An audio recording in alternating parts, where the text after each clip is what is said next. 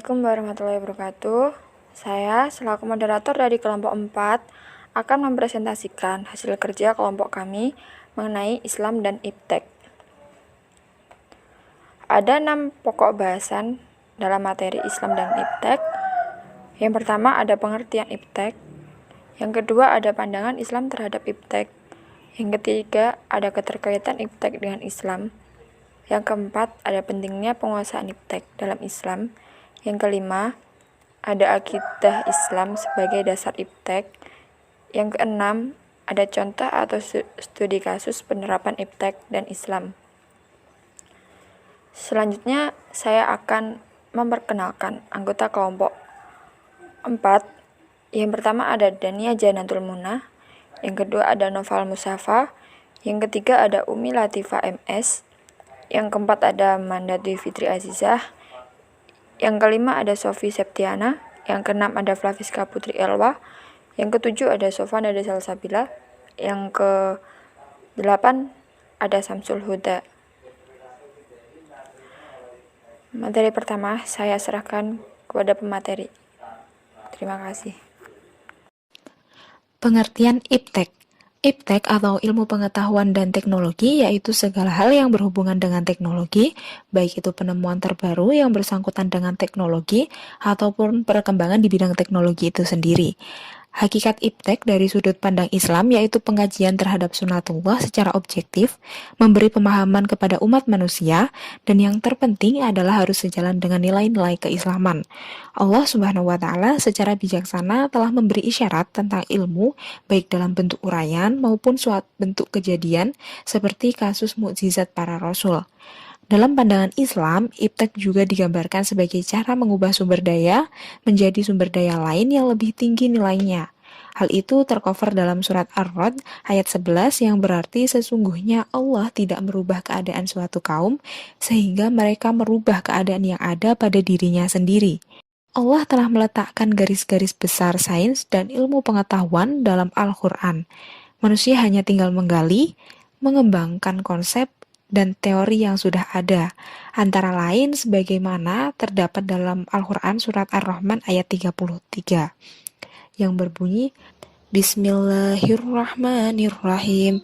Ya ma'syarul jinni wal insi in istata'tum an tanfudu min aqtaris samawati wal ardi fanfudu la tanfuduna illa bisultan.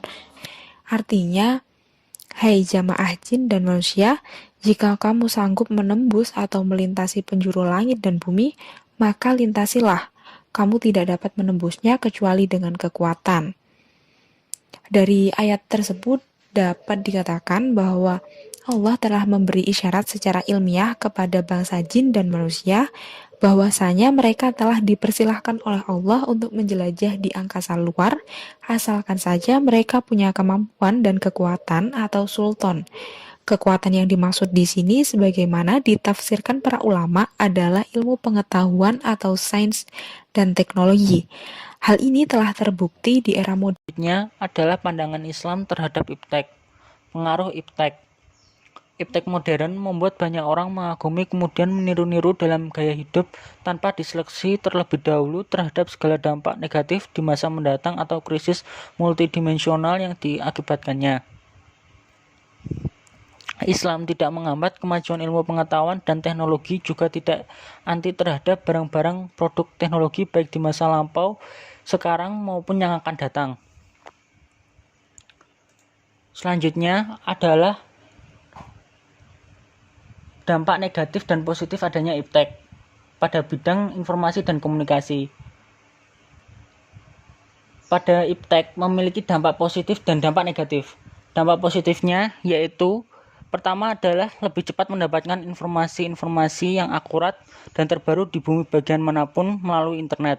Yang kedua adalah dapat berkomunikasi dengan teman maupun keluarga yang sangat jauh. Yang ketiga adalah mendapatkan layanan bank dengan sangat mudah dan lain-lain. Yang kedua adalah dampak negatif. Dampak negatifnya yaitu pertama adalah pemanfaatan jasa komunikasi oleh jaringan teroris atau Kompas. Yang kedua adalah penggunaan informasi tertentu dan situs tertentu yang terdapat di internet yang bisa disalahgunakan pihak tertentu untuk tujuan tertentu. Yang ketiga adalah kerahasiaan alat tes semakin terancam.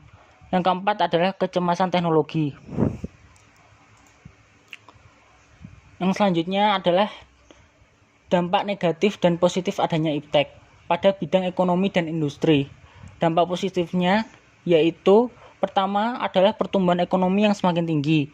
Yang kedua adalah terjadinya industrialisasi. Yang ketiga adalah produktivitas dunia industri semakin meningkat. Yang keempat adalah persaingan dalam dunia kerja. Yang kelima adalah di bidang kedokteran dan kemajuan ekonomi mampu menjadikan produk kedokteran menjadi komoditi.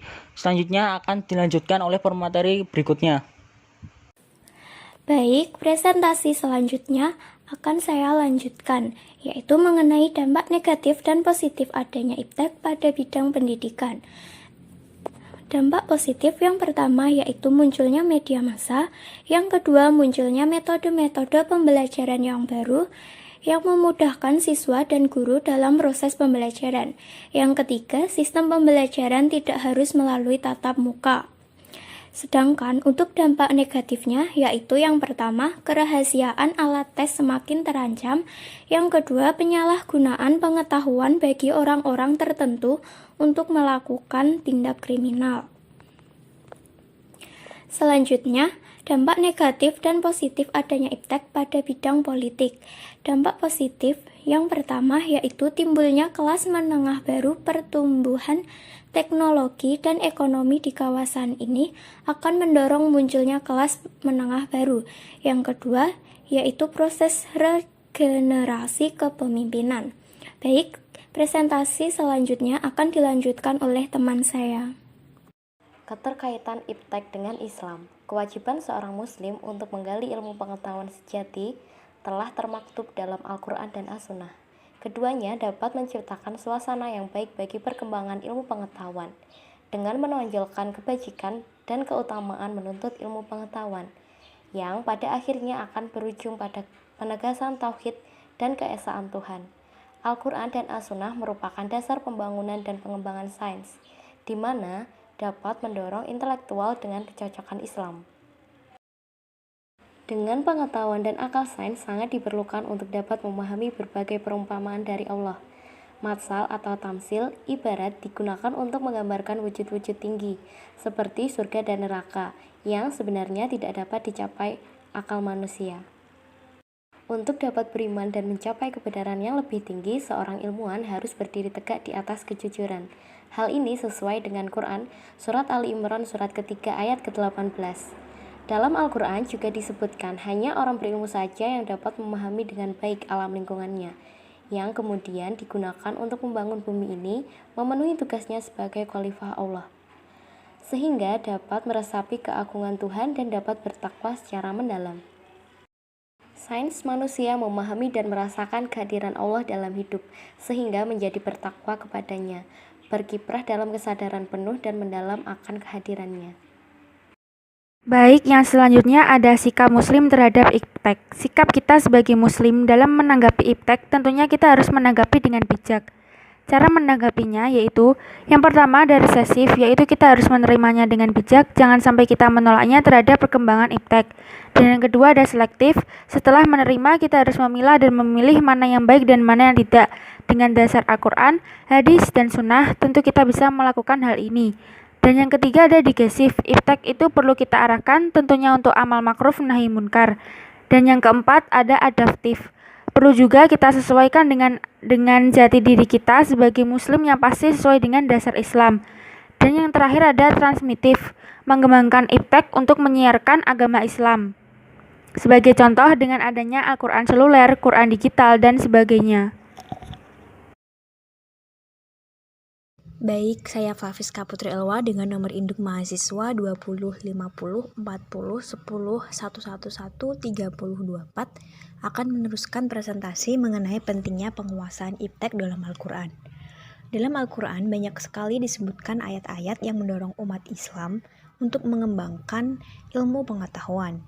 Kalau dilakukan penelusuran secara seksama, paling tidak ditemukan 7 iktibar dalam bidang iptek yang terdapat dalam Al-Quran, yaitu yang pertama, penggalian lubang di tanah, menguburkan mayat dan menimbunnya seperti yang dipelajari Habil dari perbuatan gagak, setelah ia membunuh saudara kandungnya si Habil. Nomor 2, pembuatan, melayarkan, dan melabuhkan kapal oleh Nabi Nuh alaihi wasallam pada masa menjelang waktu air bah datang, sehingga terjadi banjir besar. Nabi Nuh dan umatnya yang setia selamat dari banjir tersebut. Yang ketiga, menyucikan, meninggikan pondasi, dan membangun Baitullah oleh Nabi Ibrahim alaihi wasallam, dibantu oleh Ismail. Yang keempat, pengelolaan sumber daya alam dan hasil bumi oleh Nabi Yusuf. Yang kelima, pelunakan besi dan pembuatan baju besi serta pengendalian dan pemanfaatan bukit-bukit dan burung-burung oleh Nabi Daud. Yang keenam, komunikasi dengan burung, semut, dan jin, pemanfaatan tenaga angin untuk transportasi, pemanfaatan tenaga burung untuk komunikasi, mata-mata untuk tentara, pemanfaatan tenaga jin untuk tentara, penyelam laut, membangun konstruksi bangunan, patung, kolam, dan pencarian tembaga oleh Nabi Sulaiman. Yang ketujuh, penyembuhan orang buta, penyakit lepra, dan telepati oleh Nabi Isa alaihi wasallam. Dalam ayat-ayat yang lain, sebagaimana banyak disinggung pada pembahasan di awal, ditemukan ayat-ayat yang mendorong manusia untuk menguasai iptek.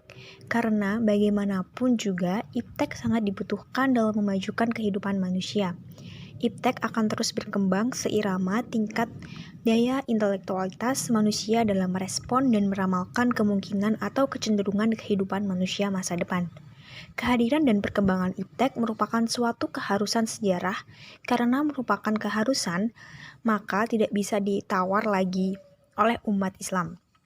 Umat Islam harus menguasai dalam rangka pengalaman Islam secara integratif. Menunjukkan kepada dunia bahwa Islam tidak hanya mengajarkan tentang ibadah saja, tetapi juga mengajarkan tentang iptek. Dalam Al-Quran ditemukan tidak kurang dari 10% ayat-ayatnya merupakan rujukan-rujukan kepada fenomena alam. Namun demikian, ada 2 pandangan tentang keutuhan materi Al-Quran yang berkenaan dengan iptek. Al-Quran tetap diletakkan sebagai kitab petunjuk dalam kehidupan manusia yang di dalamnya terdapat prinsip-prinsip umum dan etik tentang iptek. Sementara rumusan dan perincian iptek sampai pada tingkat penerapannya sangat tergantung pada manusia itu sendiri. Karena manusia dengan akalnya mampu membedakan yang baik dan benar, yang membawanya masalah dan yang menghancurkan. Tapi ingat, semua yang dikerjakan oleh manusia akan dimintai pertanggungjawaban di hadapan Allah Subhanahu wa Ta'ala.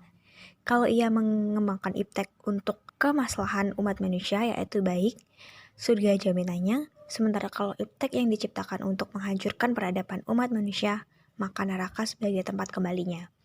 Terima kasih, presentasi selanjutnya akan dilanjutkan oleh rekan saya. Baik, selanjutnya ada akidah Islam sebagai dasar iptek. Yang pertama, Al-Quran dan Al-Hadis menjadi kaidah fikriyah atau landasan pemikiran. Lalu, manusia untuk membangun segala pemikirannya itu berdasarkan akidah Islam dan bukan lepas dari akidah itu. Selanjutnya ada firman Allah Subhanahu wa Ta'ala. Yang pertama terdapat pada Quran surah An-Nisa ayat 126 yang memiliki arti, dan milik Allah lah apa yang ada di langit dan apa yang ada di bumi, dan pengetahuan Allah meliputi segala sesuatu. Yang kedua ada di surat At-Talaq ayat 12 yang memiliki arti, Allah yang menciptakan 7 langit dan dari penciptaan bumi juga serupa. Perintah Allah berlaku padanya agar kamu mengetahui bahwa Allah Maha Kuasa atas segala sesuatu dan Allah itu benar-benar meliputi segala sesuatu. Selanjutnya, yang ketiga ada di hadis riwayat Al-Bukhari dan An-Nasa'i terkait dengan gerhana matahari. Yaitu sesungguhnya matahari dan bulan adalah 2 tanda di antara tanda-tanda kekuasaan Allah. Gerhana ini tidak terjadi karena kematian seseorang atau lahirnya seseorang. Jika melihat gerhana tersebut, maka berdoalah kepada Allah, bertakbirlah, kerjakanlah sholat, dan bersedekahlah. Hadis riwayat Al-Bukhari. Selanjutnya, Rasulullah SAW telah meletakkan akidah Islam sebagai dasar ilmu pengetahuan, sebab beliau menjelaskan bahwa fenomena alam adalah tanda keberadaan dan kekuasaan Allah. Tidak ada hubungannya dengan nasib seseorang. Akidah Islam harus dijadikan basis segala konsep dan aplikasi iptek. Menjadikan Islam sebagai landasan iptek bukanlah bahwa konsep iptek wajib bersumber kepada Al-Quran dan Al-Hadis, tapi yang dimaksud bahwa iptek wajib berstandar pada Al-Quran dan Al-Hadis. Ringkasnya, Al-Quran dan Al-Hadis adalah standar atau mikias dari iptek dan bukan sumber dari iptek. Artinya, apapun konsep iptek yang dikembangkan harus sesuai dengan Al-Quran dan Al-Hadis dan tidak boleh bertentangan dengan Al-Quran dan Al-Hadis itu sendiri. Terima kasih. Materi selanjutnya akan dilanjutkan oleh teman saya. Baik, saya Samsul Huda akan melanjutkan presentasi yaitu terkait dengan contoh atau studi kasus penerapan Islam dan iptek yang berkenaan dengan hukum dan moral. Yang pertama yaitu ada bayi tabung dan insemi buatan. Bayi tabung merupakan teknik atau fertilisasi antara sperma suami dan sel telur istri yang masing-masing diambil dan kemudian disatukan di luar kandungan. Sedangkan teknik insemi buatan yaitu sperma yang telah diambil dengan alat tertentu dari seorang suami kemudian disuntikan ke dalam rahim istri sehingga terjadi pembuahan dan kehamilan. Dalam Islam sendiri, bayi tabung dan insemi buatan diperbolehkan asalkan memenuhi beberapa syarat. Yang pertama yaitu kerusakan pada saluran telur, kemudian lendir rahim istri yang tidak normal, adanya gangguan kekebalan di mana terdapat zat inti terhadap sperma di tubuh istri, tidak hamil setelah dilakukan pengobatan endometris, kemudian pecahnya gelembung cairan yang berisi sel telur, dan kelainan mutu sperma yang kurang baik. Sedangkan dapat dijelaskan bahwa teknik bayi tabung dan inseminasi buatan yang dibenarkan menurut hukum Islam adalah teknik yang tidak melibatkan pihak ketiga, serta pembuatan itu dikarenakan adanya hajat dan tidak untuk main-main atau percobaan. Sedangkan teknik bayi tabung dan insemi buatan yang melibatkan pihak ketiga diharamkan.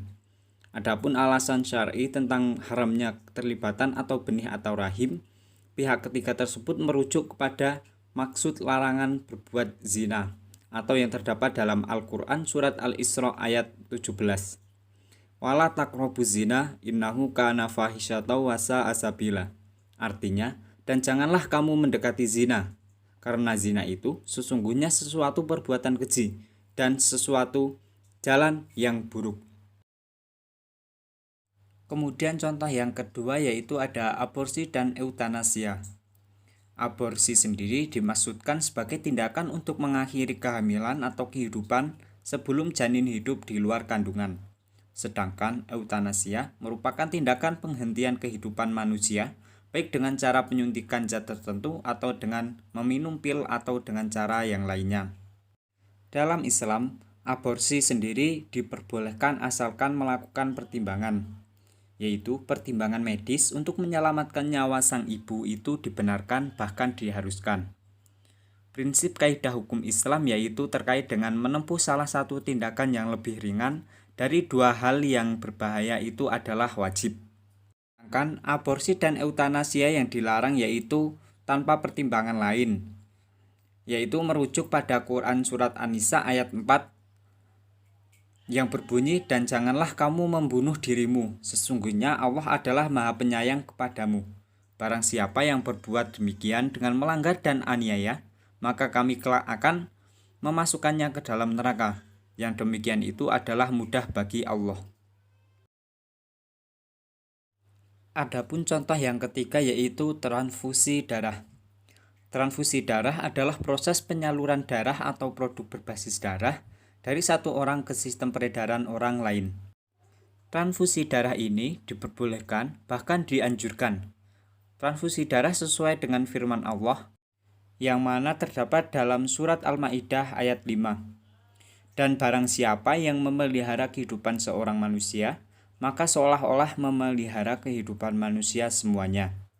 Dalam hukum fikih, terlihat bahwasannya hukum asal dari segala sesuatu atau di luar ibadah adalah boleh, sehingga ada dalil yang tegas melarangnya. Adapun transfusi darah yang dilarang yaitu terkait dengan membahayakan keselamatan diri sendiri. Pada uraian yang dijelaskan di atas, hakikat penyikapan iptek dalam kehidupan sehari-hari yang islami adalah memanfaatkan perkembangan iptek untuk meningkatkan martabat manusia dan meningkatkan kualitas ibadah kepada Allah Subhanahu wa Ta'ala. Kebenaran iptek menurut Islam adalah sebanding dengan kemanfaatan iptek itu sendiri. Iptek akan bermanfaat apabila mendekatkan pada kebenaran Allah dan bukan menjauhkannya. Kemudian, dapat membantu umat merealisasikan tujuan-tujuannya, yaitu tujuan yang baik. Dapat memberikan pedoman bagi sesama, kemudian dapat menyelesaikan persoalan umat. Dalam konsep Islam, suatu hal dapat dikatakan mengandung kebenaran apabila ia mengandung manfaat dalam arti luas. Sekian dari saya, kemudian saya kembalikan ke moderator.